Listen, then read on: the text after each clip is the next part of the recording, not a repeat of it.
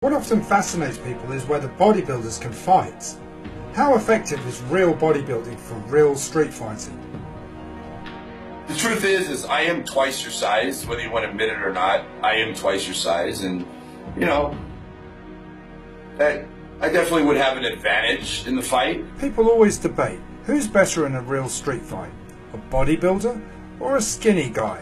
How much you weigh, Ron? 127. Wait, how much? 127. Kilograms? Ow. All right, guys. He's 127 pounds, all right? And he's half your size, Profit Muscle. Let's face it, big guys look intimidating, but can they generate enough power to punch hard enough to hurt you? Sure, you can be strong, but does that mean you can punch harder and faster than a skinny guy? The answer to this may partly answer the main question. Does having more body mass mean that you will be better off in a real fight? Well, today we're going to look at the science and the logic behind the argument that bodybuilders can fight.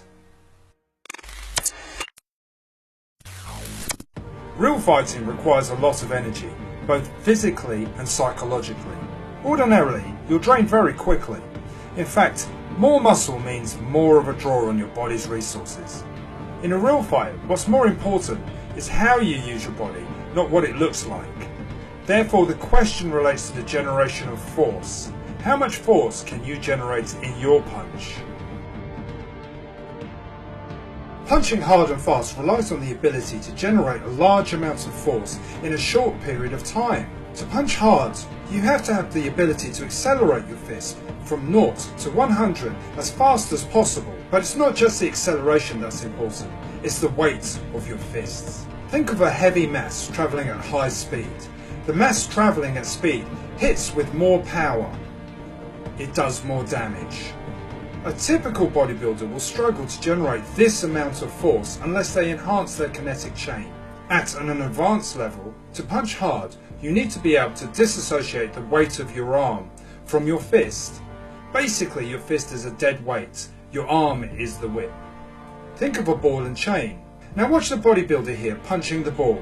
Note how he's unable to generate force towards his fist. This is because he's not turning with his hip enough to create the whip. Essentially, he needs to relax more, to whip more. He's not completely using his kinetic chain to develop power, something you'll struggle with if you concentrate on bulking your body. Compare this to seasoned fighters. You'll see how they turn and generate force with a greater amount of torque with their bodies. Now, I'm not saying big guys can't fight. Obviously, if a big guy gets hold of you in a grappling situation, then you're going to have a hard time initially. However, I will say if you can weather the storm, big guys do burn out quite quickly. That aside, it's more of an issue of functional fitness training. Look at powerlifters. They can generate enough force and momentum to accelerate an Olympic bar above their heads. Imagine that power could be harnessed to punch harder. In reality, the issue of whether bigger guys can punch harder relates more to the ability to move your body mass quickly over a short distance. Engaging the kinetic chain of movement between various joints, as in powerlifting. To do so, you have to have a degree of flexibility in your muscles and joints, and this is something a pure bodybuilder is unlikely to have: flexibility. So comparing to skinny guys, Bruce Lee would be a good example. He relied on the concept of short distance power. He contracted his muscle mass in a sudden fashion to generate an immense amount of force and power. In fact, he relied on a tremendous amount of speed as part of his equation for power generation. Smaller framed people with a higher muscle and twitch rate ratio are likely to generate more power than an oversized frame. So what's the takeaway from this video? It's not necessarily your size, but the way you use your body. Try to include as much functional weight training as possible into your fight training. Weight training is effective for fight training, but it's the way that you use them that counts. Overall, I wouldn't advise bodybuilding only for self-defense or fight training. However, I do suggest that you train your power development with weights, especially if you wish to punch harder and faster.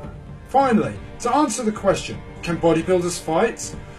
Well, yes they can to a certain extent, but you'll seriously limit your ability to fight the larger you become.